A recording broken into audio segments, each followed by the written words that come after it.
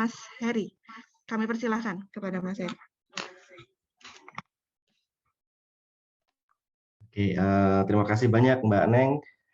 Yang kami hormati, sebelumnya Bismillahirrahmanirrahim. Assalamualaikum warahmatullahi wabarakatuh.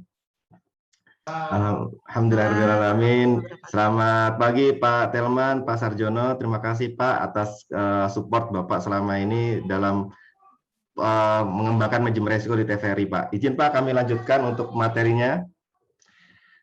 Bapak Ibu sekalian, seperti yang ada di kolom chat, tadi Mbak Neng sudah sampaikan, sudah ada materi yang kami share, kemudian sudah ada kertas kerja, ada juga macam-macam dokumen yang nanti akan kita pergunakan di pagi hari ini.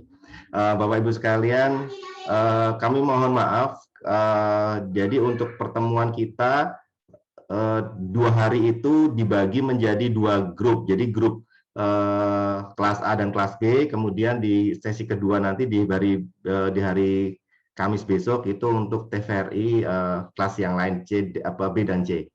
Izin kami share screen Bapak Ibu.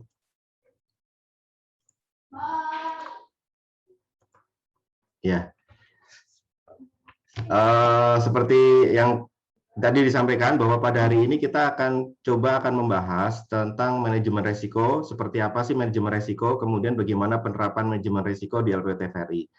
Sebagai informasi Bapak Ibu sekalian bahwa untuk di bulan ini, bulan September dan di bulan Oktober, kita nanti akan banyak berkomunikasi karena target kami di pusat nanti di bulan September dan Oktober ini kita sudah dapat menyusun manajemen resiko untuk satker daerah. Jangan khawatir, untuk masing-masing daerah nanti akan ada PIC-nya. Jadi kita ada 4 tim, ada Mbak Neng, ada Mbak Resti, ada Mas Adi, dan nanti ada Mas Reksa yang akan membantu Bapak Ibu sekalian dalam mengelola resiko di masing-masing. Selanjutnya, kami juga sampaikan terima kasih kepada Pak Telman bahwa insya Allah di tahun depan kita nanti akan ada diklat akan dianggarkan untuk diklat untuk teman-teman di pusat maupun di daerah.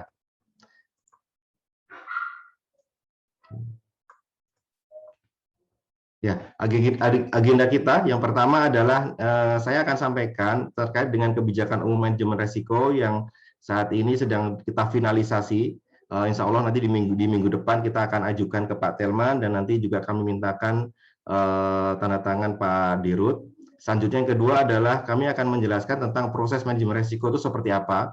Mungkin Bapak Ibu sekalian yang pernah bergabung di Zoom sebelumnya, ya posisi ini proses manajemen resiko ini posisinya adalah refreshment dan untuk Bapak Ibu sekalian, termasuk nanti juga informasi baru bagi Bapak Ibu sekalian yang saat ini menjabat sebagai subkoordinator akuntansi dan manajemen resiko. Selanjutnya yang ketiga adalah kita akan membahas tentang kertas kerja manajemen resiko. Tentunya ini adalah sesi awal. Setelah ini nanti kita akan banyak diskusi, kita akan banyak saling tukar pendapat dengan PIC-nya masing-masing. Nah, seperti ini Bapak Ibu sekalian. Jadi sebelum kami perkenalkan, karena tidak kenal maka tidak sayang gitu ya. Jadi maka kita kenalan dulu. Kami dari tim unit manajemen resiko kantor pusat, tujuan yang kami ciptakan adalah bahwa manajemen resiko ini dapat melindungi nilai-nilai organisasi serta manajemen resiko ini dapat dirasakan manfaatnya bagi seluruh pengambilan keputusan. Kemudian alhamdulillah kami seluruh tim telah dibekali dengan sertifikasi. Kita ada 2 sertifikasi QRMA, yaitu Qualified Risk Management Analyst dan Qualified Risk Management Officer dari BNSP, Badan Nasional Sertifikasi Profesi. Nah, kita ada Mbak Resti, kemudian ada Mbak Neng, ada Mas Adi, kemudian ada Mas Reksa. Nanti masing-masing akan kami bagi PIC-nya sesuai dengan daerahnya. Nah, sebelumnya Bapak Ibu sekalian, kita ulang kembali terkait dengan resiko nih. Sebenarnya apa sih resiko itu gitu? Kenapa sih kita harus berpikir tentang resiko dan seperti apa kita menangani resiko. Misal kalau Bapak Ibu lihat di gambar, kira-kira menurut Bapak Ibu siapa yang paling beresiko? Jadi misalnya di sebuah padang savana, di situ ada sebuah danau kecil ya, atau oase, istilahnya oase. Nah, di situ hidup dua hewan, ada singa dan ada antelop. Kira-kira menurut Bapak Ibu sekalian, siapa yang paling beresiko di padang savana itu? Antelop. Antelop.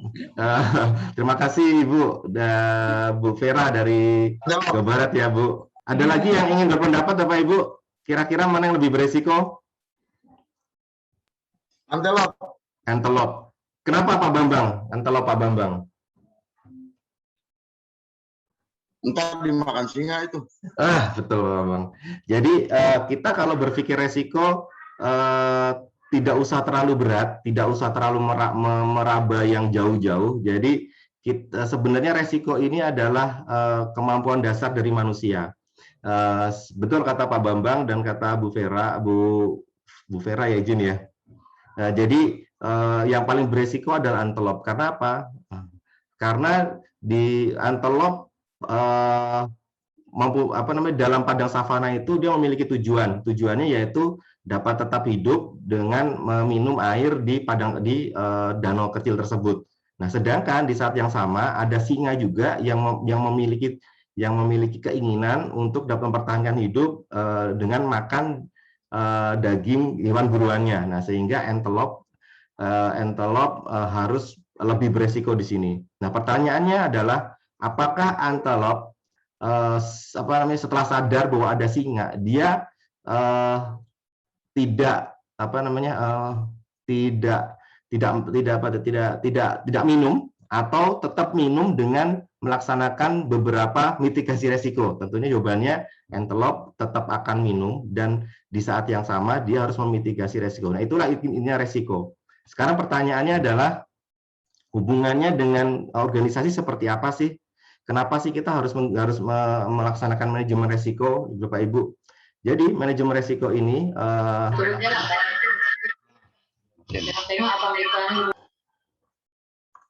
ini saya share screen lagi.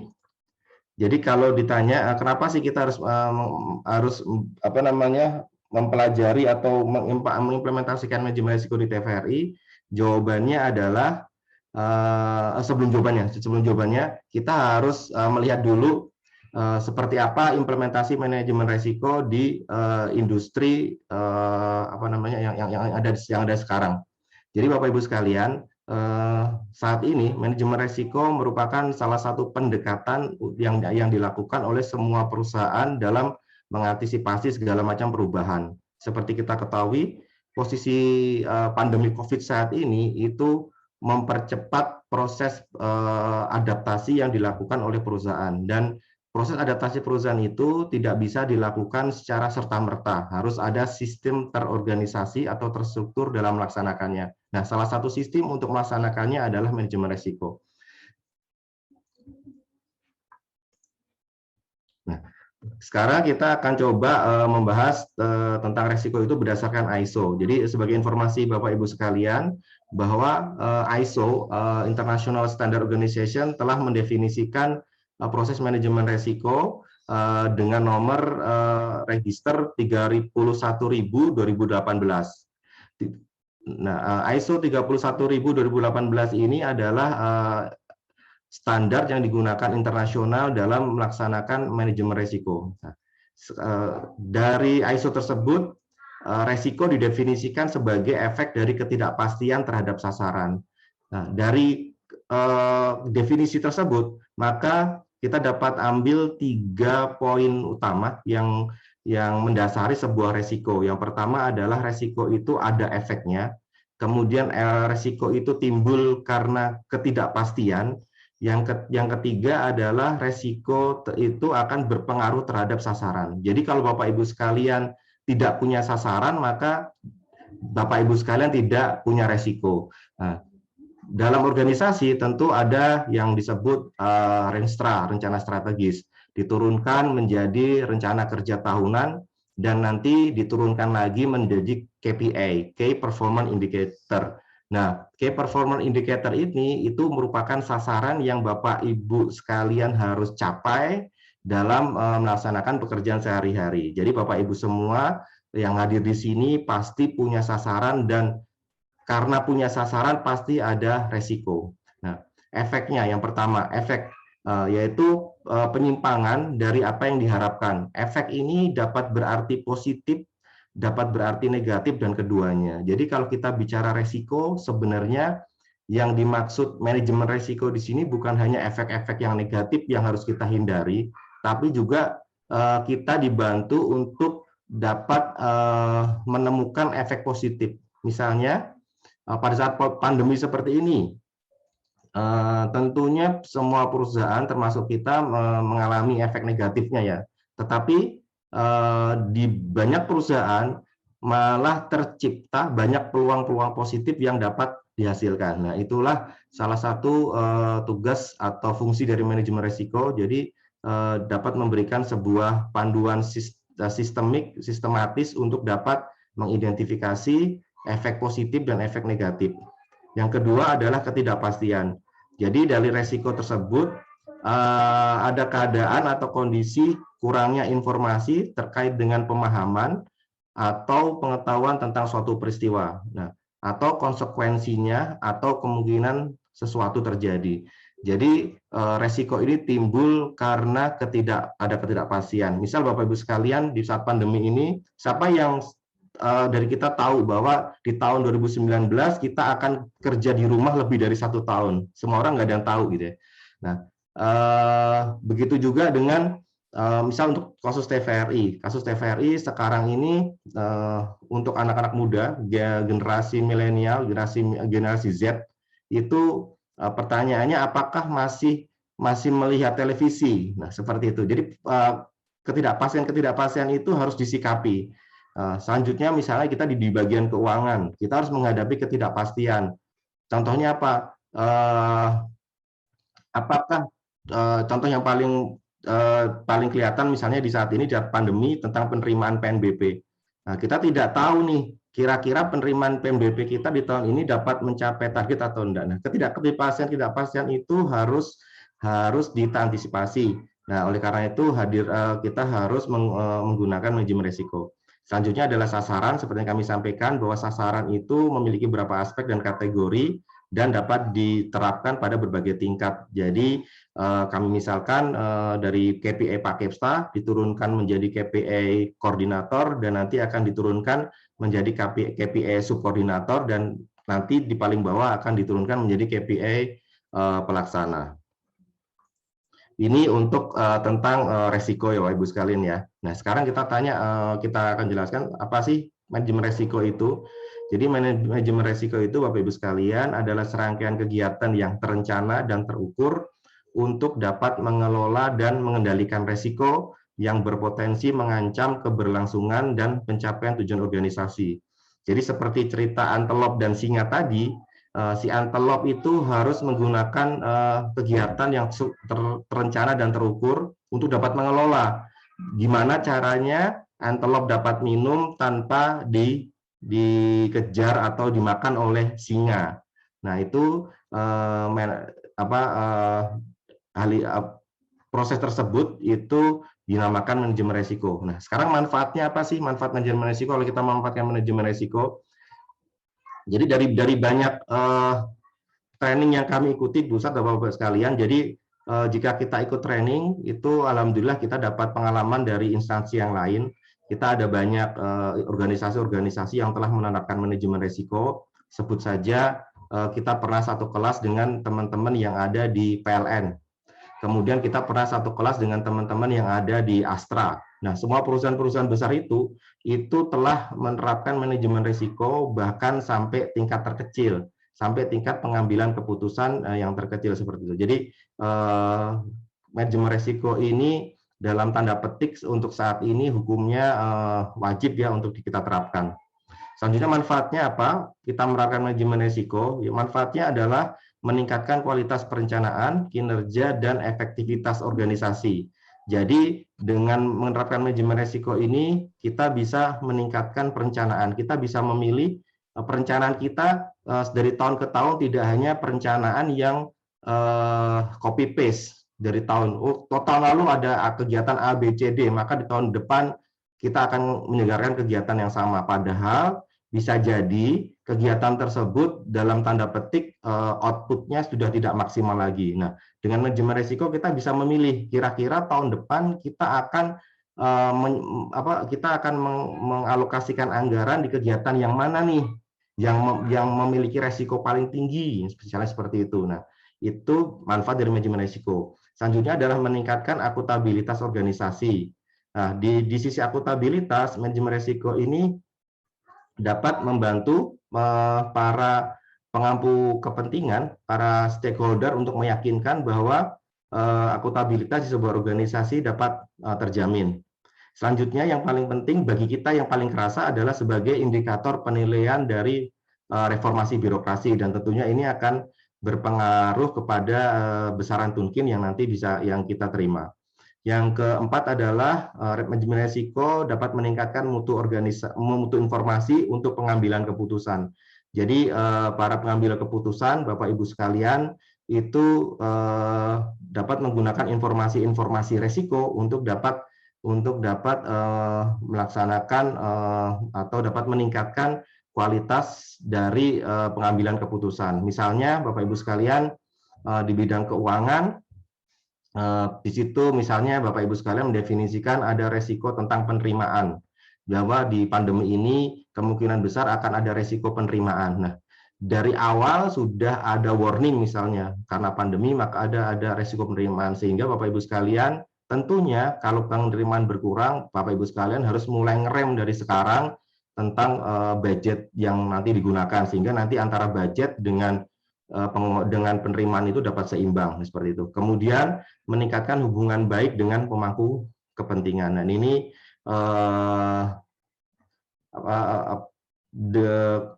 peningkatan hubungan baik ini dilakukan dengan penjaminan bahwa organisasi Bapak Ibu sekalian telah menerapkan manajemen risiko yang efektif dan efisien. Bapak Ibu sekalian mohon izin bahwa sebenarnya manajemen risiko ini jika kita sadari sehari-hari sudah kita lakukan Bapak Ibu sekalian.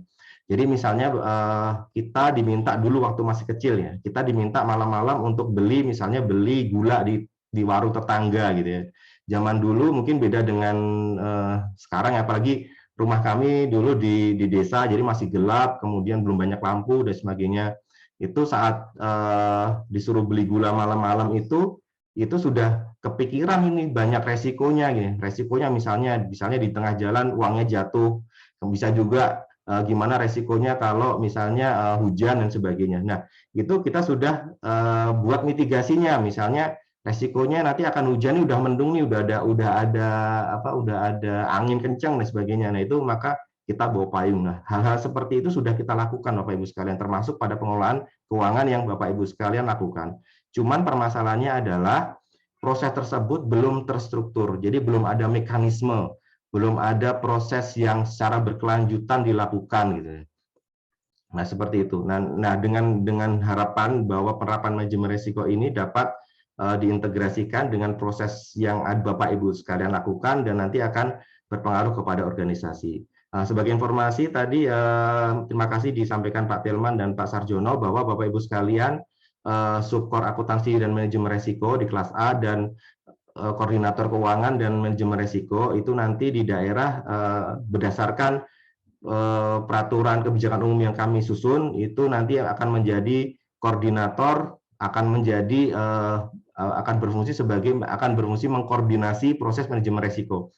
Jadi proses manajemen risiko itu tetap dilakukan oleh masing-masing. Jadi misalnya ada risiko di program dan di berita.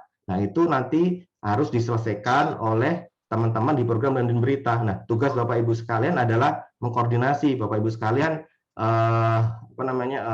memonitor sampai di mana progresnya, apakah sudah dilaksanakan apa belum. Nah, seperti itu. Jadi semua nanti Bapak Ibu sekalian sebagai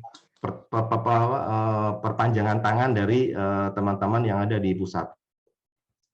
Nah, kalau kita bicara tentang manajemen risiko, kita bicara tentang ISO 31000. Nah, ini Bapak Ibu sekalian tidak perlu banyak apa namanya kita sampaikan sekarang karena nanti dokumen akan sudah kami kirim. Nah, di dalamnya terdapat prinsip-prinsipnya. Intinya apa sih Bapak Ibu sekalian? Intinya kami catat di sini bahwa intinya adalah di manajemen risiko itu ada 3. Yang pertama ada prinsipnya di paling tengah nih Bapak Ibu sekalian, yaitu value creation dan protection. Jadi intinya dari manajemen risiko adalah perlindungan terhadap value dan proteksi.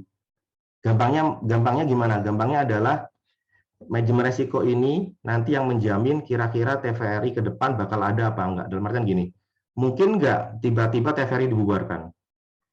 Jawabannya mungkin ya, karena sejarah TVRI pernah seperti itu. Sejarah Departemen Penerangan misalnya pernah dibubarkan, seperti itu.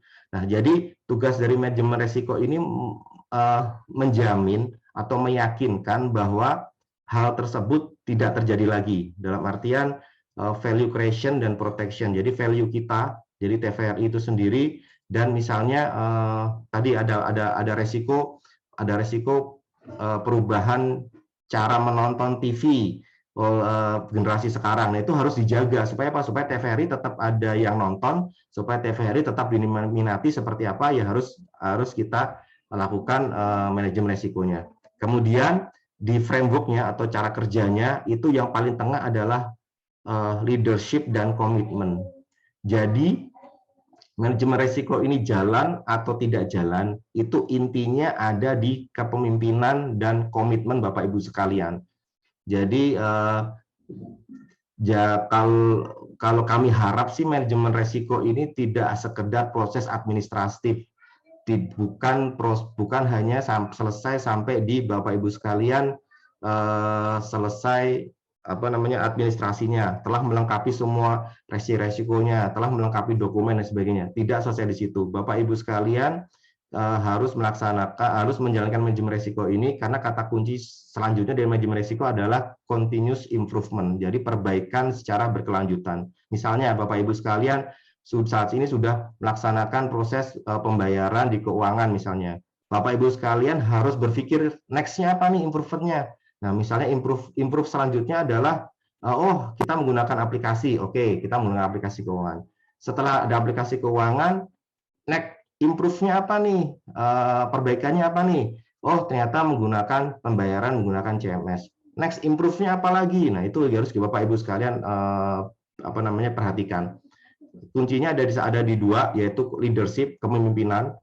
Pemimpinan dari sebuah organisasi itu akan menjamin bahwa manajemen risiko ini berjalan atau tidak. Yang kedua adalah komitmen dari Bapak Ibu sekalian yang nanti akan melaksanakan di daerah. Nah, yang ketiga ini, yang proses ini nanti yang akan kita bahas di kertas kerja di hari ini.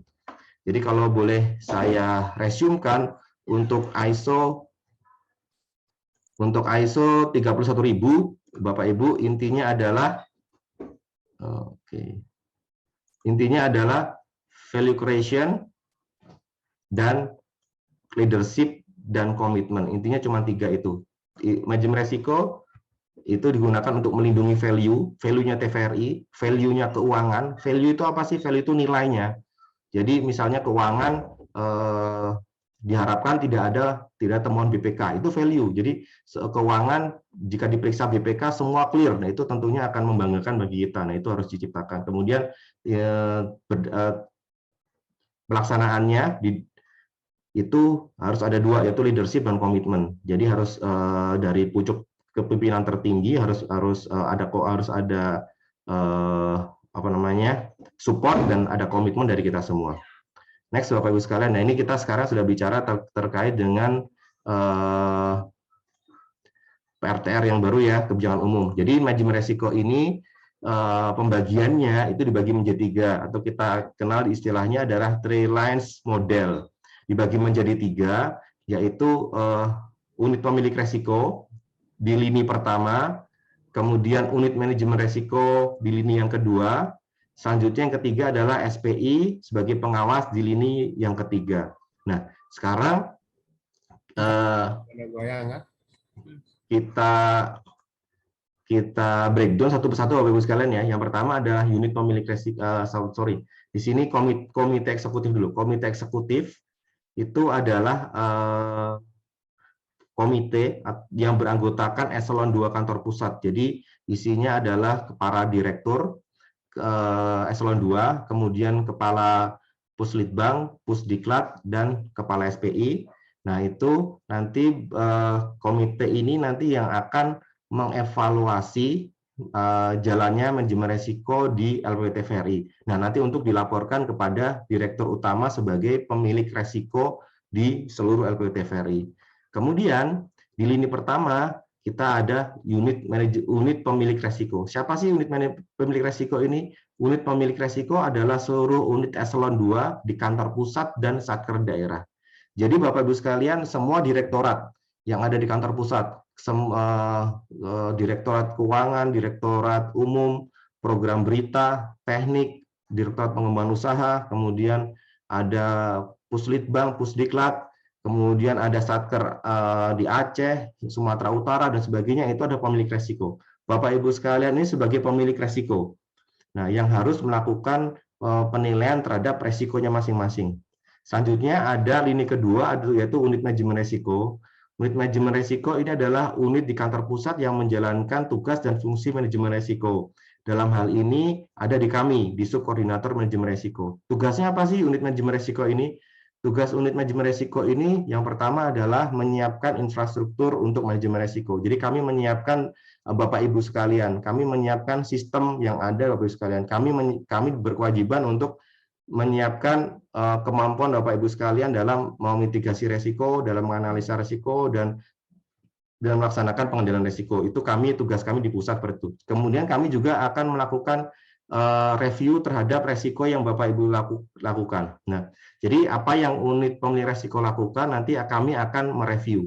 Selanjutnya yang ketiga apa? Yang ketiga ada SPI. SPI sebagai pengawas, fungsinya adalah di sini fungsi SPI sebagai evaluator. Jadi nanti SPI yang akan mengevaluasi proses manajemen resiko yang Bapak lakukan. Jadi ada dua pengawasan. Jadi Bapak Ibu sekalian sebagai pemilik resiko nanti kami akan coba bantu review. Jadi Bapak Ibu sekalian bisa anggap kami ini sebagai teman ngobrol untuk manajemen resiko. Sedangkan untuk pengawas manajemen resiko nanti ada di SPI.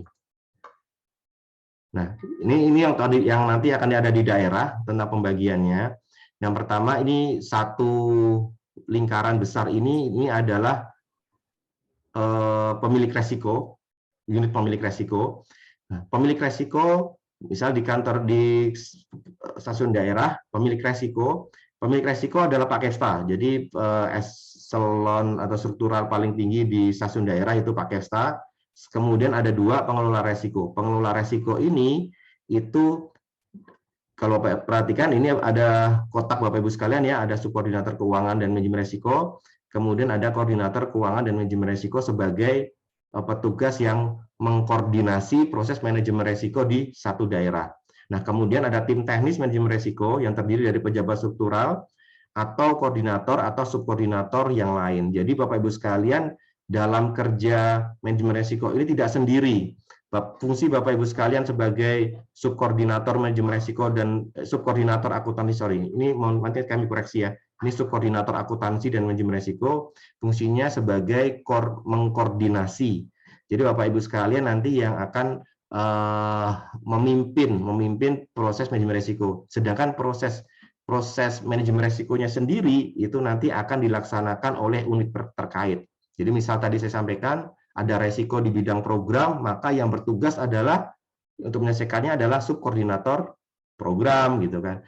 Misal ada risiko di umum, maka yang melaksanakan adalah koordinator umum seperti itu. Untuk draft satu daerah.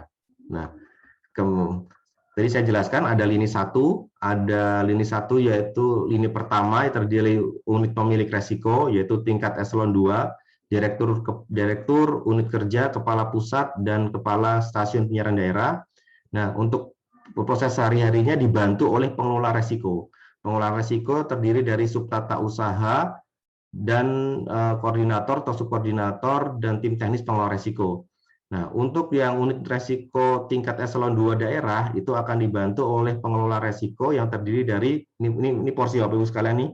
Untuk eselon 2 daerah maka pengelola resiko terdiri dari subkoordinator akuntansi dan manajemen resiko dan para koordinator dan subkoordinator dan tim teknis pengelola resiko yang ada di daerah. Nah, di lini 2 ada kami di pusat, subkoordinator manajemen resiko, dan di lini 3 ada unit pengawas intern sebagai pengawas. Nah, sekarang rencana kerja kita selama untuk manajemen resiko ini selama setahun seperti apa sih Mas Heri gitu. Nah, izin kami sampaikan. Nah, ini kita coba buat planning sampai dengan Desember 2022, mulai dari sekarang September 2021 di saat sekarang ini. Nah, saat sekarang ini proses yang akan kita lakukan di September Oktober ini adalah kita akan mengidentifikasi dan analisa resiko di tahun 2022. Jadi manajemen resiko ini bekerjanya mundur. Untuk resiko yang nanti akan kita selesaikan di tahun 2022 itu sudah kita analisa dan identifikasi di bulan September tahun ini. Ini selama 2 bulan ini, di September, Oktober. Jadi di 2 bulan ini kita akan sering ketemu, kita akan sering ngobrol. Nah, apa sih yang dilakukan? Yang pertama adalah kita akan melakukan brainstorm atau diskusi terkait dengan resiko. Yang kedua, kita akan melakukan penguatan terhadap kapabilitas Bapak Ibu sekalian dalam mengidentifikasi resiko. Bapak Ibu sekalian harus bisa membantu teman-teman koordinator dan subkor lain di daerah masing-masing untuk dapat menemukan resikonya. Nah, selanjutnya adalah nanti di bulan Januari 2022 tahun depan itu nanti akan ada perbaruan dari SK tim SPIP dan manajemen resiko. Jadi untuk saat ini SPIP dan manajemen resiko akan dibuatkan SK yang tunggal, jadi satu SK. Nanti untuk formatnya seperti apa, siapa yang ketua, siapa pembina dan penanggung jawab dan sebagainya, nanti akan kami buatkan surat edaran untuk Bapak Ibu sekalian ke daerah. Nah, selanjutnya di bulan Februari akan ada evaluasi kebijakan umum MR. Nah, ini akan kami lakukan. Jadi setiap tahun kita akan mengevaluasi apakah kebijakan MR kita sudah tepat. Nah, jika memang diperlukan adanya perubahan, maka kebijakan MR tersebut akan kami evaluasi. Termasuk juga di Februari, mohon izin kami juga akan merencanakan diklat untuk Bapak Ibu sekalian. Nah, kami sedang coba bekerja sama dengan Pusdiklat BPKP. Kita akan coba untuk melakukan pendekatan sehingga nanti Bapak Ibu sekalian di tahun depan nanti masing-masing sudah dapat diklatnya dan dapat sertifikasi untuk manajemen resiko. Nah, untuk di bulan Maret, di bulan Juni, di bulan September, dan di bulan Desember, itu akan dilaksanakan monitoring manajemen resiko. Jadi manajemen resiko ini akan kami monitor setiap triwulan, setiap 3 bulan sekali. Apa sih yang dimonitor? Yang pertama adalah pelaksanaan dari resiko tersebut. Apakah resiko-resiko tersebut telah selesai istilahnya kalau kami dimitigasi, sudah selesai dibuat rencana tindak pengendaliannya atau tidak. Nah, kemudian nanti lanjut sampai kita jalan di bulan Agustus, nanti kita akan ada usulan kamus resiko di tahun depan. Ya, setelah itu di bulan September kita akan melaksanakan kegiatan yang sama, melakukan identifikasi dan analisa resiko, tapi untuk tahun 2023. Nah, selanjutnya di Desember kita akan ada evaluasi, dan itu akan muter terus, akan berjalan terus sampai tahun selanjutnya. Nah, ini adalah aplikasi yang kami siapkan, Bapak Ibu sekalian, untuk manajemen risiko. Untuk saat ini kami masih melakukan diskusi-diskusi dengan pengembang, karena ternyata ada beberapa fitur, terhadap beberapa penyesuaian yang harus dilakukan menyesuaikan dengan kegiatan manajemen risiko yang ada di TVRI. Jadi manajemen risiko ini prosesnya untuk masing-masing instansi beda-beda Bapak Ibu sekalian. Jadi misalnya di BPKP dengan Kementerian Keuangan, jika nanti Bapak Ibu sekalian bandingkan, itu ada perbedaan disesuaikan dengan struktur organisasi, disesuaikan dengan skup kerja, disesuaikan dengan tingkat maturitasnya, tingkat kedewasaannya, dan sebagainya. Nah, sekarang kita bicara dari izin dari yang awal tadi. Nah, dari ISO 31000 tentang manajemen risiko, kita sekarang berbicara tentang prosesnya ini yang ada di gambar nomor 3 ini. yang nanti Bapak Ibu lakukan di daerahnya masing-masing. Apa sih yang dilakukan? Ini sebagai gambaran, nanti Bapak Ibu sekalian jangan khawatir, nanti kita akan tunjukkan kertas kerjanya. Kami akan bagikan kertas kerjanya ke teman Bapak Ibu sekalian, nanti Bapak Ibu sekalian bisa mencoba sendiri-sendiri, dan tentunya nanti akan ada pendampingan dari teman-teman dari pusat. Nah, yang harus Bapak Ibu lakukan adalah ada 8 langkah. Yang pertama adalah paling atas, penetapan skop atau batasan atau kriteria. Nah, kita istilahkan konteks. Konteks itu adalah cakupan dari manajemen risiko yang akan kita lakukan. Nah, cakupan manajemen risiko yang akan kita lakukan ada 2, Bapak Ibu sekalian. Yang pertama adalah cakupan sasaran strategis, program dan kegiatan. Yang kedua adalah cakupan proses bisnis. Bedanya apa sih, Mas Heri? Jadi untuk konteks sasaran strategis itu kita akan mendefinisikan resiko-resiko dari sasaran strategis. Contohnya apa, Mas? Contohnya yang paling dekat adalah ASO. Salah satu sasaran strategis TVRI adalah ASO ya. ASO di 2021, 2022 ya, ASO. Nah, itu harusnya itu sudah dibuat kajian manajemen resikonya. Nah, tapi karena proses manajemen resiko di TVRI relatif baru, maka kita akan coba di tahun-tahun awal ini akan ada di proses yang 2, Bapak Ibu sekalian, di proses bisnis. Jadi resiko yang nanti Bapak Ibu nilai adalah resiko pada proses bisnis Bapak Ibu sekalian yang dilakukan sehari-hari. Jadi teman-teman keuangan akan menilai resiko dari proses bisnis keuangan. Teman-teman di umum akan menilai dari proses bisnis yang ada di umum. Begitu juga di program dan yang ada di berita. Oke. Selanjutnya batasannya adalah masing-masing direktorat, akan dilakukan oleh masing-masing direktorat, eselon 2 dan satker daerah. Jadi mulai tahun ini kita bergerak semua. Kalau tahun lalu itu hanya di kantor pusat dan beberapa satker kelas A. Nah, untuk tahun ini kita akan melaksanakan manajemen resiko untuk semua.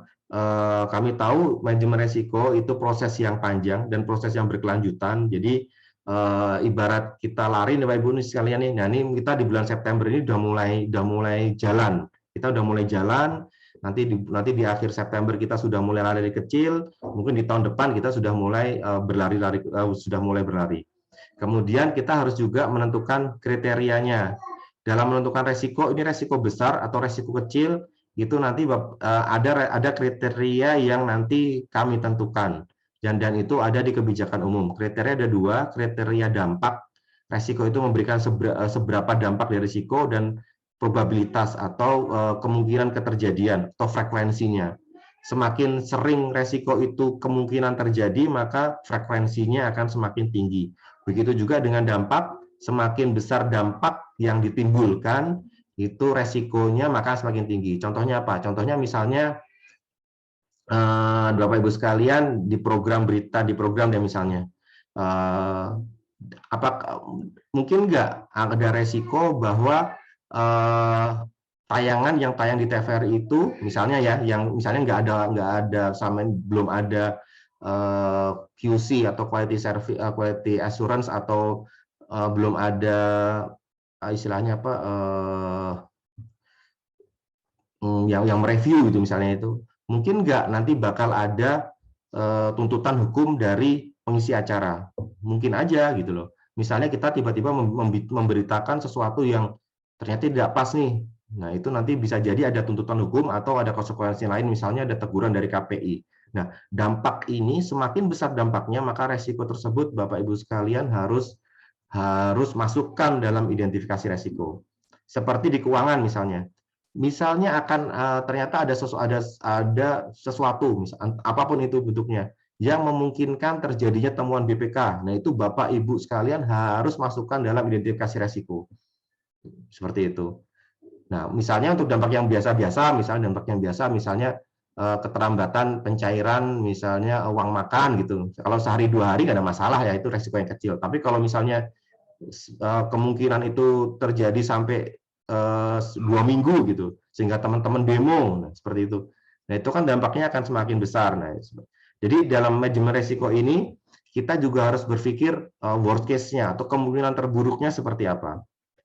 Nah, selanjutnya yang kedua adalah setelah kita menentukan batasan tadi, kita menentukan identifikasi resiko. Nah, dilakukan untuk masing-masing konteks. Jadi kita harus proses bisnisnya kita harus lihat Misalnya di keuangan kita ada resiko, misalnya resiko resiko penerimaan atau penyelenggaraan PNBP tidak sesuai dengan ketentuan. Nah, itu harus harus kita isi risikonya seperti apa nih, gitu. Fase awal apa sih yang Bapak Ibu lakukan? Fase awal adalah Bapak perhatikan proses bisnis masing-masing. Dari proses bisnis tersebut, Bapak Ibu sekalian harus punya proses bisnis, dan Bapak Ibu sekalian perhatikan dari setiap rangkaian proses bisnis tersebut ada tidak kelemahan-kelemahan yang mungkin dirasakan atau yang kemungkinan terjadi. Nah, nanti di belakang kita akan sampaikan salah satu metode untuk cara mengidentifikasi resiko, yaitu menggunakan fishbone diagram. Nah, nanti kita akan bahas seperti apa sih caranya, Mas, untuk mempermudah kita untuk mengidentifikasi atau mengenali ini resiko atau bukan. Nanti akan kami jelaskan di belakang. Selanjutnya adalah kita mengidentifikasi semua kemungkinan yang ada. Kemudian selanjutnya adalah nanti jangan khawatir, karena untuk penilaian saat ini kami akan sudah lengkapi Bapak Ibu sekalian dengan kamus resiko. Jadi misalnya untuk keuangan ini resikonya apa aja sih yang mungkin, nanti Bapak Ibu sekalian tinggal pilih. Nah, selanjutnya adalah Bapak Ibu sekalian melakukan analisa resiko itu berdasarkan kriteria dampak dan kriteria kemungkinan atau keterjadian. Nah, skalanya 1 sampai 5 Bapak Ibu sekalian. Jadi 1 itu dampak kecil, 5 itu dampak besar. Nah, nanti akan ada beberapa step by step-nya. Nanti contohnya di sini ada inherent risk, atau inherent itu adalah warisan ya, bahasa Indonesia warisan ya. Jadi dia adalah resiko sebelum ada langkah pencegahan. Ada existing control, yaitu langkah pencegahan, yaitu pencegahan yang sudah ada. Kemudian residual risk, itu resiko setelah ada langkah pencegahan. Nanti kita akan coba bahas satu persatu seperti apa sih contohnya. Nah, yang kelima, yang keempat adalah evaluasi resiko. Di evaluasi resiko ini diputuskan tindak lanjut resikonya ini. Resiko tuh kadang-kadang ada resiko yang bisa kita terima. Contohnya gini, kita punya toko. Di toko itu tokonya kecil ya, toko kecil misalnya. Ada kasus ternyata ada beberapa barang yang hilang gitu misalnya. Setiap hari karena rame kita nggak bisa monitor, di situ nggak ada ya di toko kecil lah, belum ada, biasa aja. Kemudian ternyata setiap hari itu kok ada aja ya permen yang hilang, kemudian ada, tapi yang hilang tuh barang-barang kecil gitu. Kemudian si pemilik resiko, si yang punya toko tadi berpikir, oh ini untuk menangani resiko kehilangan ini kita perlu pasang CCTV nih. Wah, ternyata setelah dinilai CCTV itu belinya misalnya nih zaman dulu masih mahal ya, misal harganya 5 juta harus pasang CCTV, termasuk untuk recordernya, termasuk untuk playoutnya dan sebagainya 5 juta misalnya. Nah, setelah dihitung-hitung sama pemilik resiko, lah ini yang hilang biasanya cuma permen, biasanya cuma anak-anak yang iseng gitu kan dan sebagainya. Hilangnya cuma 1.000 2.000 gitu. Tapi kalau dia harus beli CCTV yang 5 juta, kira-kira kalau bahasa kita tuh worth it atau layak nggak sih kita beli CCTV gitu? Tentunya kan enggak ya, Bapak Ibu sekalian ya. Jadi resiko-resiko harus kita perhitungkan juga. Ini resikonya ini harus kita tindak lanjutin atau harus diabaikan sih gitu. Tentunya Bapak Ibu sekalian banyak pertimbangan. Salah satunya tadi dampaknya. Misalnya nih, tadi kita bilang tentang layar, kemungkinan adanya tuntutan hukum dari pengisi acara atau adanya teguran dari KPI, itu dampaknya besar, maka tetap harus ada tindak lanjut. Jadi tidak bisa kita abaikan. Jadi proses itu nanti akan kita lihat. Jadi itu salah satu fungsi kami di pusat, Bapak Ibu sekalian, sebagai unit manajemen risiko, kami bantu Bapak Ibu sekalian untuk misal kami bantu untuk Bapak Ibu sekalian untuk memeriksa kembali pekerjaan Bapak Ibu sekalian. Jadi misalnya Bapak Ibu sekalian punya risiko A, B, C, Bapak bilang, wah ini nggak perlu ada mitigasi, ini nggak perlu ada tindak lanjut gitu. Nah, tapi setelah kita baca, wah ini perlu Pak. Karena kalau nggak ada kayak gini, nanti Bapak akan ada kejadian A, B, C, D, nah seperti itu. Nah, ini nanti kita akan coba diskusikan. Jadi resiko itu bisa kita teruskan, bisa kita tindak lanjuti, juga bisa kita abaikan. Nah, itu kita istilahkan dengan risk tolerance atau batas resiko atau selera resiko. Nah, selera resiko yang ditentukan oleh TVRI itu ada 15 poin. Nah, nanti apa Mas? Maksudnya 15 poin apa nih Mas? Nanti kita akan jelaskan Bapak Ibu sekalian. Maksud resiko 15 poin ini apa sih gitu. Nah, selanjutnya adalah kita juga akan di evaluasi ini akan ada RCA atau root cause analysis atau analisa penyebab. Jadi kita akan bantu Bapak Ibu sekalian untuk menentukan kira-kira ini penyebabnya ini apa sih resiko ini. Karena penyebab dari resiko akan menentukan tindakan pencegahannya seperti apa, akan menentukan seperti itu.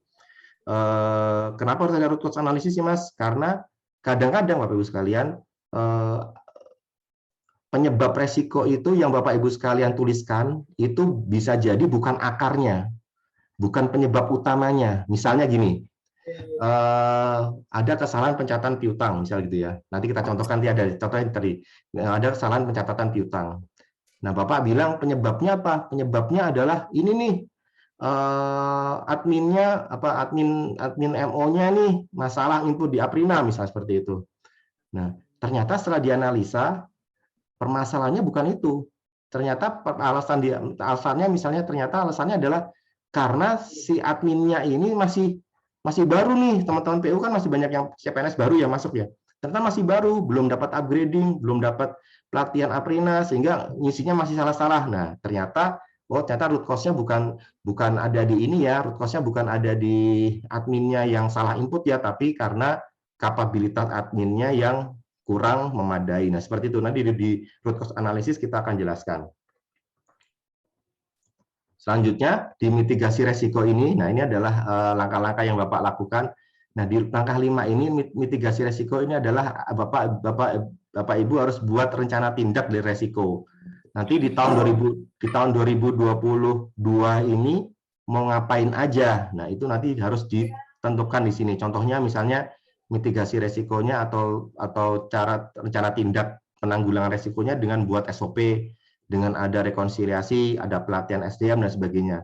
Nah, ini nanti yang akan kita nilai nih Bapak Ibu sekalian di monitoring 1 2 3 4 tadi yang ada di monitoring ini. Nah, jadi dari identifikasi resiko yang Bapak Ibu lakukan di September dan Oktober ini, itu nanti akan kita monitoring 4 kali per semester, per triwulan di Maret, di Juni, di September, dan di Desember untuk pelaksanaannya. Jadi misalnya Bapak Ibu sekalian bilang di situ, saya mau buat ada pelatihan khusus untuk UM gitu. Bapak mau bilang seperti itu. Nah, nanti kita tes di 2022 apakah pelatihan itu sudah diselesaikan atau enggak. Nah, itu kita akan tes. Kita akan lihat berapa persen dari rencana tindak tadi yang Bapak Ibu sekalian telah laksanakan. Dan itu nanti tentunya akan kita laporkan berjenjang dalam bentuk persentase ke pimpinan seperti itu.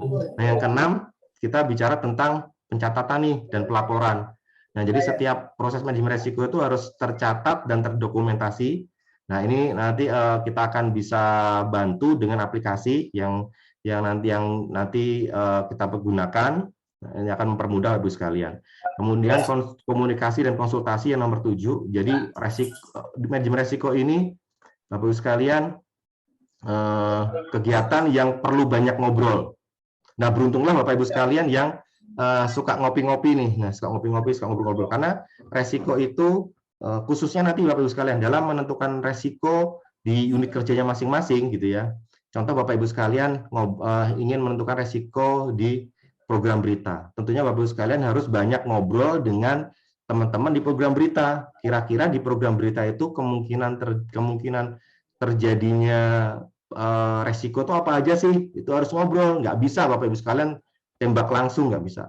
Nah, makanya nanti di sesi ini pun, di September, Oktober ini pun, kita akan bagi tim.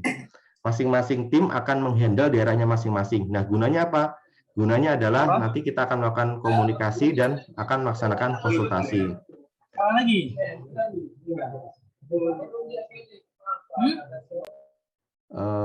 Mungkin mohon izin dibantu teman-teman admin untuk unmute yang suaranya bocor.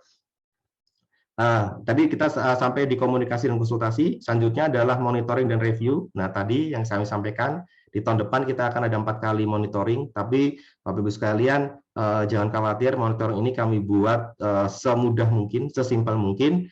Yang penting Bapak Ibu sekalian melaksanakan semua rencana tindak yang dilaksanakan.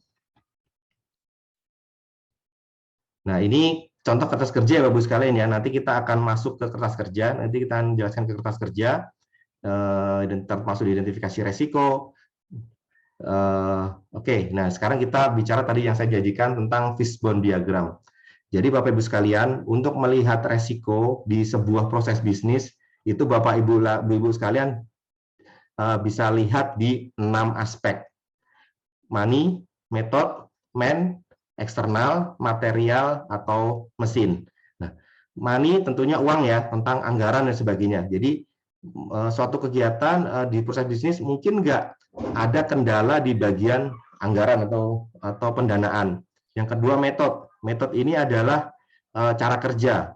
Ada nggak kelemahan di bidang metode? Contohnya apa? Ada nggak kelemahan SOP-nya? Ada nggak SOP-nya? Itu harus Bapak Ibu sekalian bisa analisa di situ. Kemudian man, orang yang bekerja di dalamnya. Kira-kira ada kelemahan kapabilitas nggak? Ada kelemahan kemampuan nggak? Gitu. Kayak manajemen risiko saat ini nih, mohon maaf kami belum bisa melaksanakan di tahun ini ya, di tahun 2021 untuk pelatihannya. Jadi karena anggaran dan sebagainya, maka kami akan usulkan lagi di 2022. Tapi kami hampir pasti untuk anggaran bisa kami dapatkan seperti itu. Nah, untuk man seperti itu. Kemudian mesin itu adalah perangkatnya.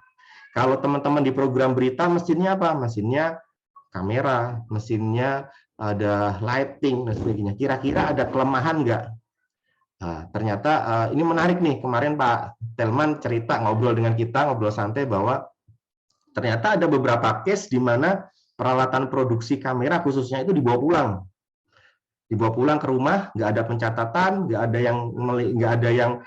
ada yang memonitor ini punya siapa yang bawa terakhir, kira-kira ada kerusakan apa enggak. Nah, ini resiko nih, resiko terhadap peralatan. Karena apa? Karena Bapak Ibu sekalian, program berita itu tujuan utamanya adalah memproduksi sebuah visual kan ya, visual audiovisual ya. Nah, dapat dibayangkan nih, misalnya nih, tiba-tiba Bapak Ibu sekalian datang ke sebuah lokasi, butuh recording menggunakan kamera, ternyata kameranya rusak. Setelah diingat-ingat, oh kemarin yang terakhir yang minjem si A, si B, si C. Tapi ternyata tidak ada sistemnya itu, tidak ada SOP-nya, gimana cara minjem, gimana cara mengembalikan, kemudian apakah ada pengecekan dan sebagainya. Nah, ini penting. Jadi mesin ini bisa nanti dijadikan salah satu pertimbangan. Kemudian material itu alat-alatnya. Alat-alatnya misalnya kalau diproduksi itu, misalnya memproduksi mobil ya, baja dan sebagainya. Kalau kita mungkin kalau laporan keuangan itu materialnya itu berarti ya data-data tersebut, data-data apakah data-datanya ada, apakah data-datanya itu lengkap dan sebagainya. Nah, kemudian eksternal, apakah resiko itu disebabkan oleh eksternal gitu. Itu bisa juga terjadi gitu. Misalnya keterlambatan misalnya program nasional nih gitu ya. Program live, tiba-tiba pengisi acaranya cancel. Sudah ada nggak mekanisme untuk menangani hal tersebut? Jangan-jangan kita belum punya seperti itu, mekanisme seperti itu. Nah, itu makanya nanti Bapak Ibu sekalian dengan fishbone diagram ini bisa melihat kira-kira dari sisi mana sebuah proses bisnis terdapat kelemahannya. Apakah dari sisi pendanaan, apakah dari sisi metodenya, apakah dari sisi manusia yang menjalankan, atau dari sisi mesin, atau dari sisi material, atau mungkin dari sisi eksternal yang menyebabkan kelemahan.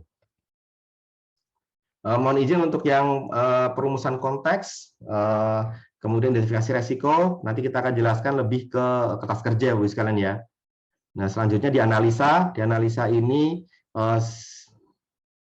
dari analisa ini, mohon izin, dari analisa ini kita nanti akan menguraikan dampaknya seperti apa, kemudian nilai inherent risk-nya berapa, kemudian tindakan pengendaliannya yang sudah ada apa, kemudian nilai resiko yang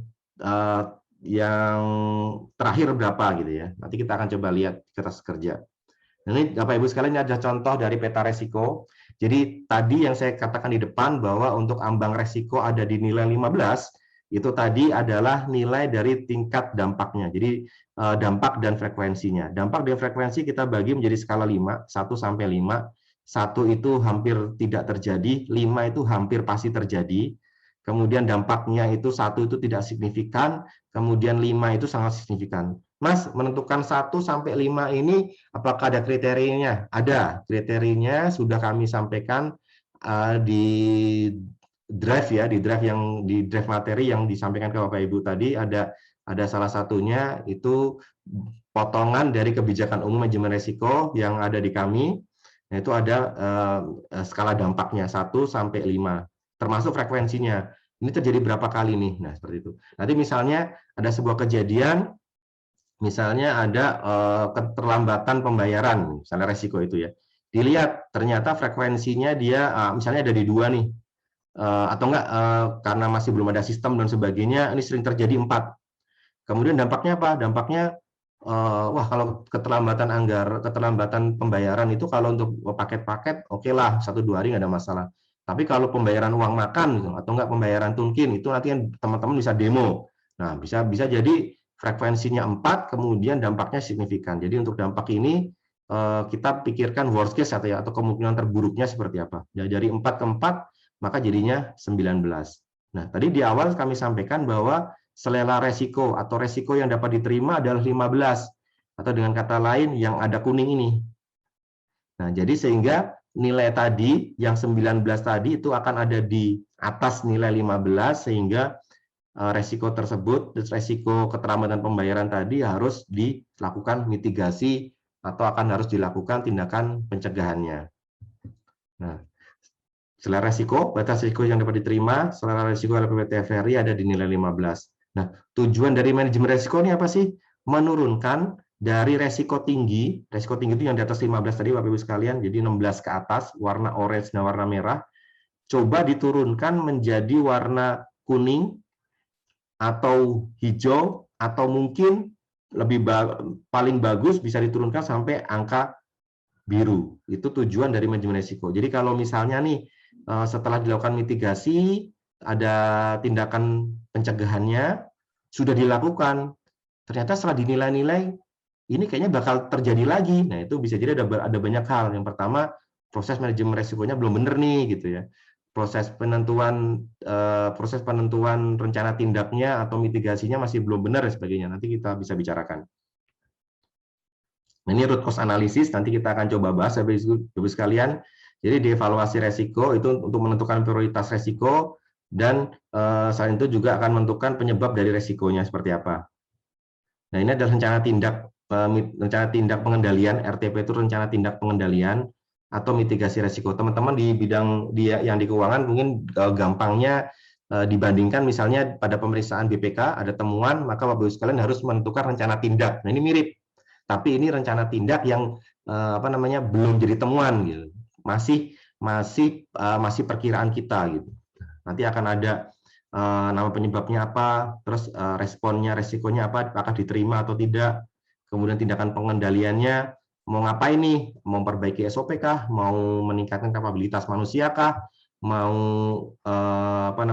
misalnya mau melakukan monitoring kah dan sebagainya, yang ada di sini. Kemudian kita juga kaitkan dengan unsur SPIP, kemudian kita ada PIC kegiatannya, dan ada indikator output-nya. Nah, untuk ini penting Bapak Ibu sekalian. Jadi indikator output ini adalah output yang bisa dinilai. Contohnya Bapak Ibu sekalian tadi melaksanakan perbaikan SOP atau enggak atau tidak, atau di rencana tindakan pengendaliannya misalnya membuat SOP.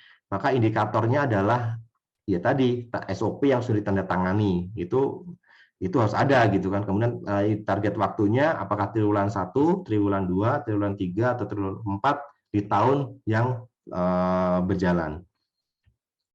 Nah, selanjutnya adalah pemantauan dan review. Ini pemantauan dan review ini dilakukan oleh lini 2 dan lini 3, yaitu di unit manajemen risiko kami di pusat, dan tentunya teman-teman yang nanti akan ada di SPI. Ya, proses pengawasan dilakukan secara terus-menerus memastikan setiap proses manajemen risiko berfungsi sebagaimana mestinya. Selanjutnya, informasi dan komunikasi ini penting untuk manajemen risiko. Jadi, kalau Bapak Ibu sekalian lihat di proses ini, nih, jadi communication dan informasi ini atau konsultasi, komunikasi dan konsultasi ini ada di setiap prosesnya. Jadi dia ada di penentuan kriteria, ada di penentuan risk assessment-nya, termasuk di risk treatment-nya. Jadi dia ibarat tadi di manajemen risiko ini seorang unit manajemen risiko itu harus bisa berdiskusi dengan pemilik resiko untuk menentukan resikonya seperti apa.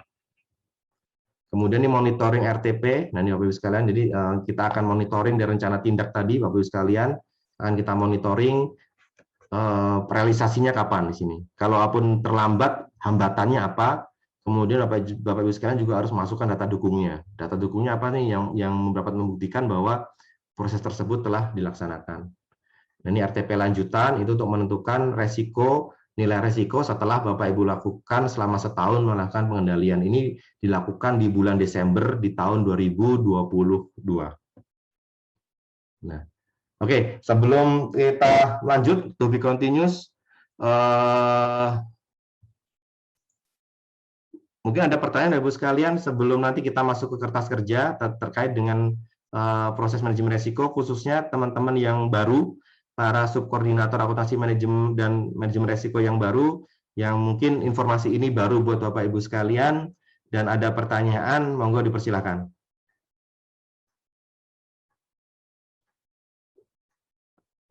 Mas Ganes dari Kalsel, gimana Mas Ganes? Ada pertanyaan Mas Ganes?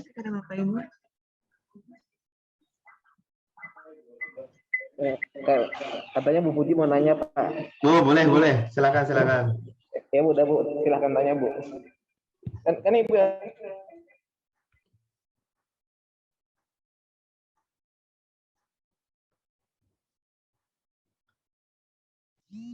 Katanya masih belum ada pertanyaan, Pak. Oh, belum ada pertanyaan ya. Oh, oke. Bu Vera, Bu, dari Bandung, gimana Bu? Ada yang ingin disampaikan, ditanyakan, Bu? Iya, terima kasih Mas Heri. Ini memang sesuatu yang baru ya, ternyata manajemen resiko ini ada aplikasinya. Betul. Jadi memang excited juga kita bagaimana nanti mempelajarinya, menerapkannya. Iya, Bu. Ya, kita support dulu, Mas. Siap, Bu. Terima kasih. Tapi siap ya, Bu ya, nanti ngobrol dengan teman-teman koordinator yang lain, Bu ya. Insya Allah. Nah, Insya Allah. Jadi karena ternyata nggak hanya di keuangan, saya pikir hanya resiko di keuangan saja yang harus kita utamakan, jangan ada temuan BPK atau kesalahan administrasi. Betul kata Mas Heri, memang mindset kita cenderung ke keuangan. Ternyata tidak hanya itu, di program pun, pada produksi pun, sepertinya kita juga harus melihat itu ya ternyata ya. Betul, Bu. Nah, malah kalau menurut saya, Bu, karena TVRI core bisnisnya adalah program dan berita, itu resiko paling besar tentunya ada di program dan berita, Bu ya. Betul, Mas. Ya, betul. misal kejadian bisa nggak mungkin TVRI kena tuntutan, saya bilang tadi. Misal Sangat TVRI mungkin. sangat mungkin, atau nggak Mungkin, teguran KPI, Bu ya, teguran KPI mungkin gitu. Ya, dari pengalaman kan kita ada beberapa kali kejadian ya. Seperti di YouTube kita di ban gitu, kita pakai ilustrasi musik yang bukan hak kita gitu. Dan juga kita pernah membuat produksi legenda musik, kalau nggak salah dulu itu ada pengisi acaranya itu membawakan lagu-lagu dari artis lama. Dan ternyata keluarganya itu komplain. Nah, kenapa mereka tidak dihubungi dulu? Apakah itu juga termasuk resiko, Mas? Iya, jelas sih Bu. Itu pasti itu resiko, Bu. Jelas itu udah. Ya, makanya. Sudah pasti resiko. Nah, dan itu harus ada teman-teman di Jawa Barat, harus ada, atau nggak di teman-teman yang lain mungkin nanti ya, itu harus ada langkah penanggulangannya, Bu. Jadi apakah nanti misalnya ada mekanisme lah, kalau ada kasus kayak gini nih harus ngapain, itu Bapak Ibu sekalian harus udah ada dasarnya gitu kan. Iya. Jadi membuka wawasan banget, Mas. Iya, betul. Ya, terima kasih, Mas. Mungkin sebagai cerita ya Bu sekalian ya, jadi di instansi yang lain nih, tentunya di organisasi-organisasi yang besar, contohnya di BUMN, di Telkom, ada kemarin kami ketemu di Astra, di PLN. Jadi manajemen resiko ini itu dalam tanda petik itu squad elitnya, Bu. Jadi di manajemen resiko ini adalah nanti yang menggerakkan, kalau Ibu tahu di organisasi di BUMN itu ada namanya divisi, biasanya ada namanya development ya, pengembangan usaha, bukan usaha apa istilahnya, proses development ya. Jadi di situ itu isinya orang-orang manajemen resiko, Bu. Jadi intinya apa? Intinya gimana caranya perusahaan itu ada continual improvement, itu penting. Contohnya gini lah, yang paling gampang misalnya di Aprina, Bu. Di Aprina dulu cuma bisa 1, 2, 3. Nah, sekarang kita sudah ada integrasi sama digital. Kita sedang proses penatanganan digital. Kita ada proses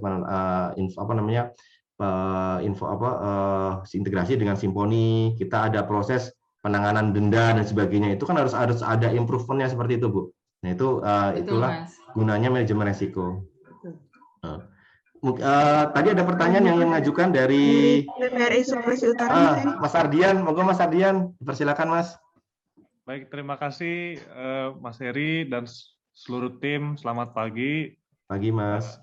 Pagi, saya mohon maaf ini kameranya tidak bisa diaktifkan karena tidak ada kamera ini di laptopnya, saudara. Jadi masih foto aja. Ya, siap Mas Ardian. Saya terima kasih. Memang ini hal yang sangat baru sekali buat kita semua ya. Saya terima kasih buat seluruh tim yang sudah menyusun. Saya harap bisa terus membimbing kami karena ini kelihatannya memang cukup teknis ya, Pak Heri, karena apalagi ini ada beberapa kertas kerja yang mungkin kita harus isi, mungkin mohon bimbingannya nanti. Kalau dari saya sendiri pertanyaannya sebenarnya belum terkait apa yang tadi dijelaskan, tapi saya memang sudah sedikit baca-baca mengenai PRTR-nya tadi ya, PRTR direksi nomor. Belum ada nomornya Mas? Ya, masih kita usulkan. Iya. Masih draftnya ini saya sudah baca sedikit-sedikit, mungkin agak sedikit menyimpang, tapi tadi saya lihat ada yang cukup menarik, yaitu mengenai anggaran untuk pengelolaan unit manajemen risiko ini, gitu kan. Memang dalam draft ini juga kemungkinan akan ada anggaran yang akan diusulkan untuk mendukung proses manajemen risiko ini, gitu. Ya. Nah, pertanyaannya seperti yang kita ketahui bahwa saat ini TVRI kan sudah dan seluruh satker kementerian lembaga kan sudah menyusun anggaran ya dan sudah masuk finalisasi begitu. Nah, mungkin apakah nanti bisa ada beberapa komponen-komponen seperti misalnya ini honor gitu. Ini kan pasti menarik juga buat menarik buat dibahas gitu. Cuman kalau honor berarti kan kita bicara lagi nanti masalahnya di SBML, tapi saya sendiri memang belum melihat di SBML itu ada nggak honor yang resmi untuk kegiatan manajemen risiko ini gitu. Karena takutnya nanti kalau kita adakan tapi nanti ternyata melanggar, kita sendiri unit manajemen risiko tapi kok malah tidak tidak patuh lah gitu kira-kira. Paling kalau dari saya sementara masalah itu dulu sih, yang mengenai honornya itu bagaimana mungkin bisa dijelaskan Pak Heri. Terima kasih. Saya itu dulu, terima kasih. Ya, terima kasih Mas Ardian atas pertanyaannya Mas. Terkait anggaran Mas ya, terima kasih juga udah ada atensi untuk baca PRTR Mas. Jarang-jarang ada yang baca PRTR Mas karena tebel banget ya. Tapi terima kasih banyak udah ada atensi tentang manajemen risiko ini. Terkait dengan anggaran, jadi di PRTR itu memang diwajibkan untuk ada anggaran. Nah, tapi di situ anggaran untuk saat ini Mas itu ada di pusat di kami Mas. Jadi anggaran untuk nanti proses diklat teman-teman sekalian, kemudian anggaran untuk pengadaan aplikasi itu ada di kami Mas. Nah, terkait dengan honor, kalau honor agak gimana ya, karena gini, karena setelah turunnya Tunkin ini kan kita honornya, proses pemberian honor kan selektif sekali ya Mas Ardian ya, sudah kita Bapak sekalian. Jadi nggak semua, mungkin hampir sudah tidak ada honor untuk Bapak Ibu sekalian. Dan karena selain itu juga proses manajemen risiko ini itu ada di nomenklatur pekerjaan Bapak Ibu sekalian. Jadi Bapak Ibu sekalian sebagai akuntansi dan manajemen risiko atau di koordinator keuangan dan manajemen risiko. Jadi kami khawatirkan kalau dikeluarkan honor untuk proses manajemen risiko ini nanti akan ada temuan ya, karena ini kan merupakan tusi dari Bapak Ibu sekalian. Nah, untuk di daerah seperti apa Bapak Ibu sekalian? Di daerah mungkin realnya untuk proses manajemen risiko ini bisa ditempelkan dengan kegiatan-kegiatan lain. Misalnya Bapak Ibu sekalian memerlukan anggaran untuk konsumsi, misalnya untuk rapat-rapat dan sebagainya, untuk penyusunan dan sebagainya, itu nanti bisa ditempelkan di kegiatan-kegiatan yang sudah direncanakan, misalnya untuk rapat dinas, untuk konsumsi rapat dinas dan sebagainya itu bisa dianggarkan. Seperti itu Mas Ardian, mungkin itu anggarannya. Untuk honor nggak bisa ya Mas Ardian ya. Baik, Pak Heri. Yeah.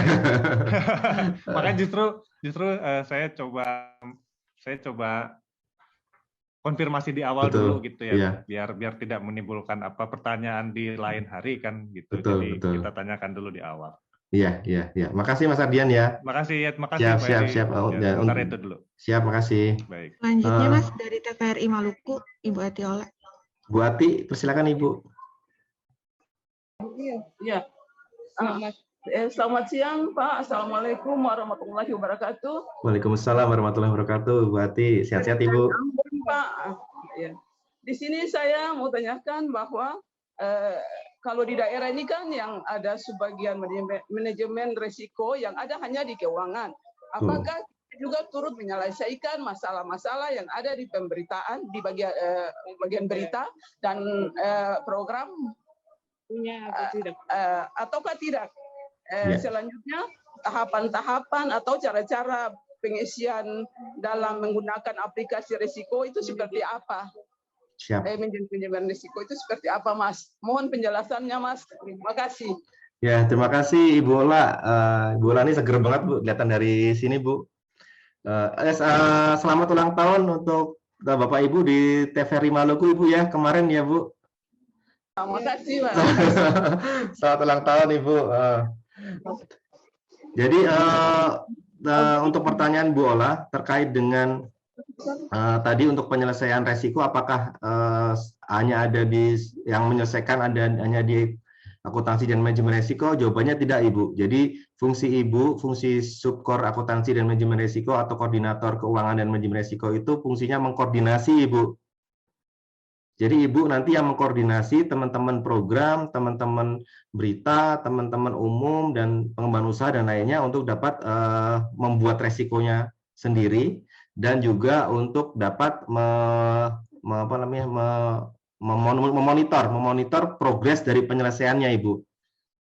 Nah, jadi tetap kenapa Bu? Karena gini, yang paling mengerti tentang resiko sebuah proses bisnis itu tentunya orang yang berkecimpung di proses bisnis tersebut gitu. Jadi kalau misalnya ditanya, misalnya saya ditanya nih, Mas, resikonya di program itu apa? Nah, saya tunggu dulu, saya nggak bisa jawab Bapak Ibu sekalian. Yang saya tahu ada yang saya lakukan adalah saya akan coba ngobrol dengan teman-teman di program dan di berita untuk menggali kira-kira di kegiatan mereka sehari-hari, di SOP yang mereka lakukan sehari-hari itu ada kelemahan atau tidak nih, ada kemungkinan kelemahan atau tidak nih. Nah, seperti itu.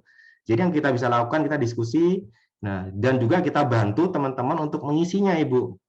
Nah, makanya kenapa di sesi awal ini khusus kami undang teman-teman dari subkor akuntansi dan manajemen risiko. Jadi kita kasih dulu ilmu-ilmunya Ibu untuk teman-teman. Nanti digunakan untuk membantu mengisi ke teman-teman yang lain seperti itu.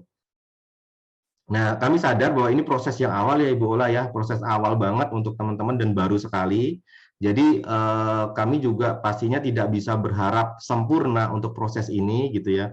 Bahkan informasi dari Bu Supra, Bu Dewas menyampaikan proses manajemen resiko ini idealnya untuk bisa jalan ini butuh 2-3 tahun baru bisa bagus gitu ya. Nah, maka kita di tahun awal ini kita mulai dulu Ibu, kita mulai dari sesuatu yang sederhana dulu. Kita mulai dari yang penting Bapak Ibu dapat gambaran dulu resiko ini apa sih? Identifikasi itu seperti apa sih? Kemudian rencana tindaknya seperti apa sih? Nah, kemudian monitoringnya itu seperti apa? Nah, seperti itu nanti di tahun ke depan kita akan lebih dalam lagi, Bu. Seperti itu Ibu Ola informasinya. Semoga menjawab ya, Bu ya. Mas Heri. Ya. Silakan Bu. Mas Heri. Monggo. Menanggapi ini berarti nanti pada aplikasi itu semua bidang bagian juga akan menggunakan aplikasi itu, menginput. Untuk aplikasinya nanti begini Bu Vera, untuk aplikasinya adminnya nanti ada di Ibu. Iya. Ya, nah untuk mengisi nanti diminta dibantu oleh Ibu Vera sendiri. Oh begitu. Iya, jadi nanti cuma ada satu. Tapi monggo nanti misalnya nanti user password-nya mau di-share ke teman-teman supaya bisa mengisi sendiri, dipersilahkan. Karena nanti Bu Vera nanti akan dibantu oleh tim teknis manajemen risiko. Tim teknis manajemen risiko itu isinya para struktural, koordinator dan subkoordinator yang ada di satkernya Ibu.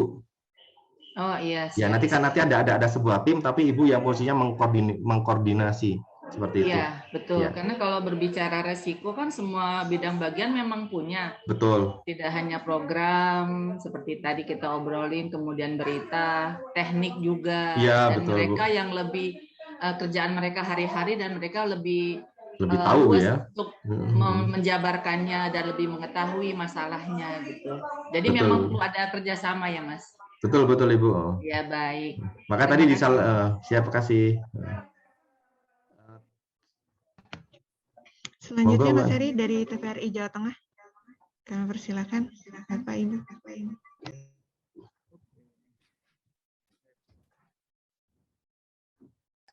Selamat pagi, selamat siang. Oke, Mas Heri. Selamat pagi, Bu El. Bu. Sehat selalu. Sehat selalu, Ibu. Ya, ini kami di keuangan ini, Mas Heri. Siap, Ibu. Ya, Bu El. Semuanya. Terima kasih, Bu El. Selamat siang, Pak Sarjono. Siapa Pak Wan? Baik. Non saya Bu Pak Heri mau nanya nih, saya panggil Mas apa Pak nih ya? Biasanya kan Mas Bu ya, jangan ganti Mas. Biar tetap awet muda ya, Mas aja ya.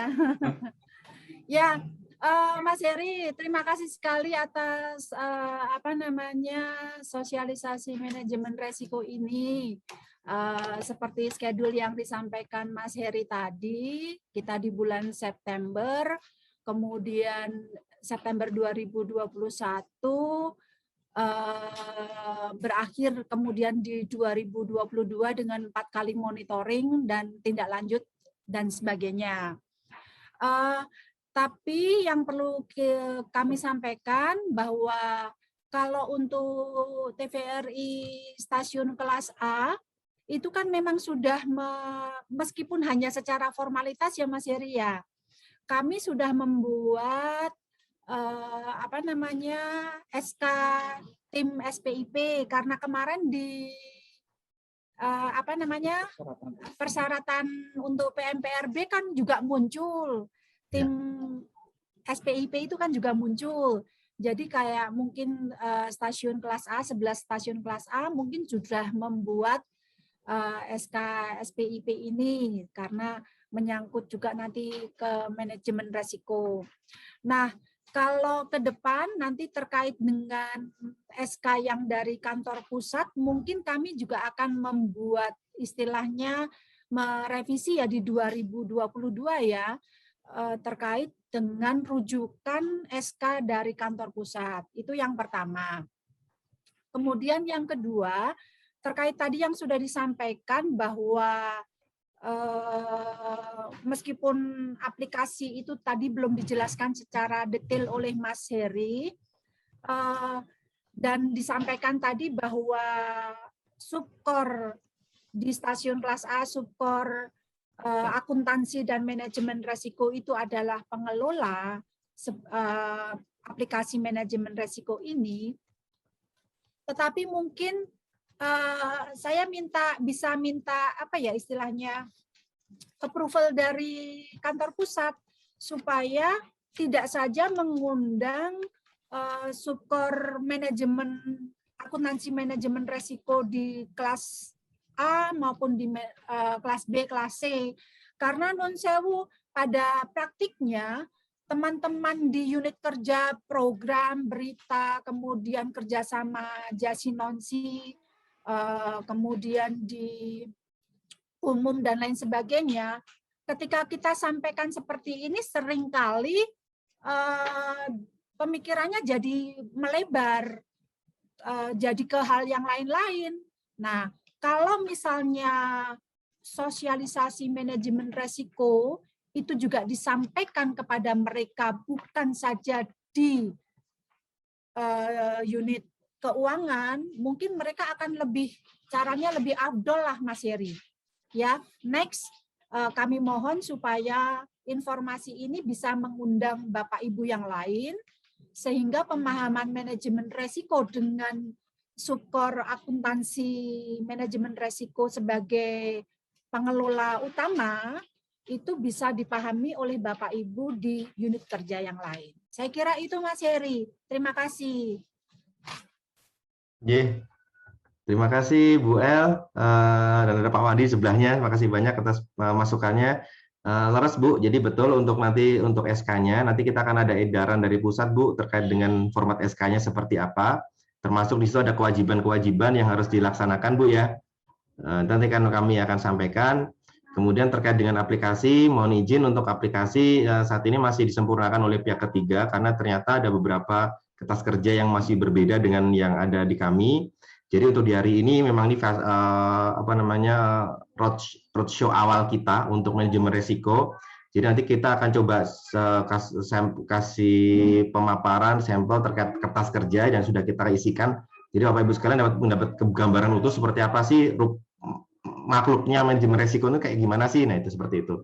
Nah terkait dengan sosialisasi, betul Bu, kita akan ada rencana untuk melakukan sosialisasi.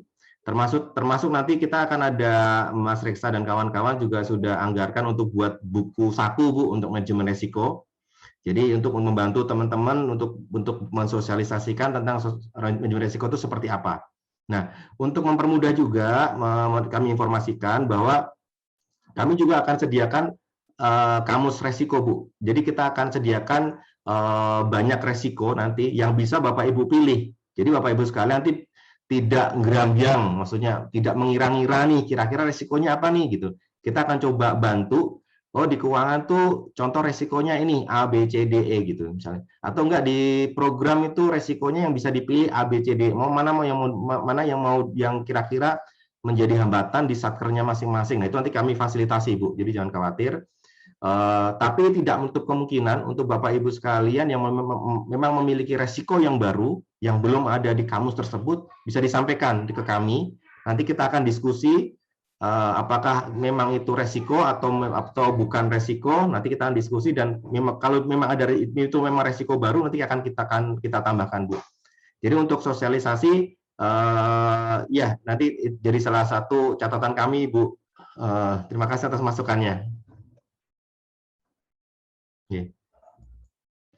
Mohon izin. Bapak Ibu, apakah ada pertanyaan? Pertanyaan selanjutnya.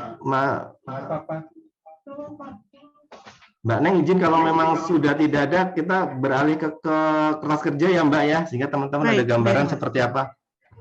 Baik. Ya. Selanjutnya kertas kerja akan disampaikan oleh Mas Reksa. Kami persilahkan. Sebelum Mbak Neng izin saya sampaikan satu tentang kriteria boleh ya Mbak Neng ya? Ya baik.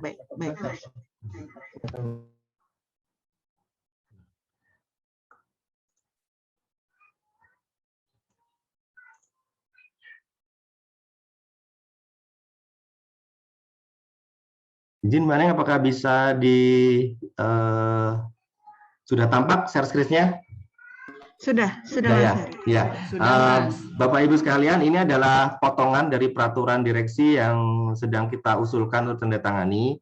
Bahwa tadi kita kan setelah kita tahu resikonya, kita akan menilai resiko nih. Ini resikonya nih levelnya nih kalau ibaratnya kalau di Gojek itu bintangnya ini bintang berapa nih gitu ya.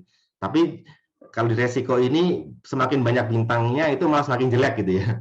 Jadi dia range-nya nilainya dari 1 atau 5 itu kita buatkan kriterianya Bu. Ada 2 kriterianya Pak Ibu. Kriteria kemungkinan keterjadian. Nah, jadi Bapak Ibu bisa menilai. Untuk nilai 1 itu Bapak Ibu bisa tentukan di sini. Misalnya untuk persentase dalam 1 tahun atau jumlah frekuensi dalam 1 tahun. Jika terjadi kurang dari 2, perkiraannya jika terjadi kurang dari 2 maka hampir tidak terjadi, maka nilainya 1. Kalau 2 sampai 5 nilainya 2, kalau 9 sampai 6 nilainya 3 dan seterusnya. Atau bisa dalam persentase, bisa juga persentase misalnya terjadi dalam satu transaksi dari 100 transaksi ternyata di 1 tahun itu kemungkinan ada 25 transaksi, maka 25%. Itu dapat dinilai sebagai sering terjadi. Nah, seperti itu. Jadi untuk ini kriterianya. Ini nanti kita akan, Bapak Ibu sekalian bisa baca nanti, ya, kami sudah sampirkan di drive-nya untuk kemungkinan kejadiannya. Nah, selanjutnya adalah Bapak Ibu sekalian, ini adalah kriteria dampaknya. Bapak Ibu sekalian bisa di kriteria dampak ada berbagai aspek yang Bapak Ibu bisa nilai. Apakah berdasarkan beban negara, ini biasanya berdasarkan dengan anggaran nih Pak ya, Bapak Ibu, atau dia penurunan reputasi, ini dengan jumlah komplain dari stakeholder, atau dia pemberitaan negatif, kayak tadi misal KPI, mungkin itu menurut saya sudah signifikan ya, sudah signifikan atau sangat signifikan. Nanti monggo Bapak Ibu tentukan. Kemudian dari sisi keselamatan kerja, dari sisi pencapaian kinerja, apakah mempengaruhi dan sebagainya, itu nanti yang akan menjadikan kriteria dampak. Seperti itu. Nanti ini Bapak bisa download di drive yang kami sampaikan tadi. Sebentar. Mungkin satu catatan Bapak sekalian ya, untuk penentuan nilai dampak dan kriteria itu subjektivitas, ada faktor subjektivitas Bu. Jadi bisa jadi nih pemilik resiko mengatakan, oh ini tidak mungkin terjadi gitu ya. Nah, tapi ada juga yang bilang ini mungkin nilai 1. Nah, faktor subjektivitas tadi itu sangat dimungkinkan untuk penilaiannya. Tapi saran kami, Bapak Ibu mengambil nilai worst case atau kemungkinan terburuk dari resikonya tersebut. Jadi misalnya, karena biasanya gini, misalnya tadi kita contohkan ada teguran dari KPI misalnya gitu. Tentunya orang-orang program bilang nggak mungkin ini terjadi gitu, nggak mungkin. Tapi setelah kita lihat kan kemarin ada beberapa daerah ya yang ada teguran KPI, atau tadi dicontohkan ada dalam tanda petik teguran dari pihak pencipta ya, keluarga pencipta lagu dan sebagainya. Itu juga jadi sebuah pelajaran bahwa itu ternyata mungkin loh terjadi gitu. Jadi harus ada benar-benar ada subjektivitas dari penilaian tersebut. Dan itu bisa berbeda-beda. Nah, itulah diperlukannya komunikasi dan konsultasi tadi. Jadi misalnya ada 3 orang, satu orang bilang ini signifikan, satu bilang nggak signifikan, ya maka pakailah yang 2 yang signifikan, seperti itu. Untuk subjektivitas seperti itu. Mungkin itu Mbak Neng untuk yang kriteria, nanti Bapak Ibu sekalian bisa perdalam di lain waktu yang sudah kami sampaikan ke drive. Monggo Mbak Neng. Ya, terima kasih Mas Heri atas penjelasannya. Baik, kita lanjutkan ke pengisian kertas kerja untuk manajemen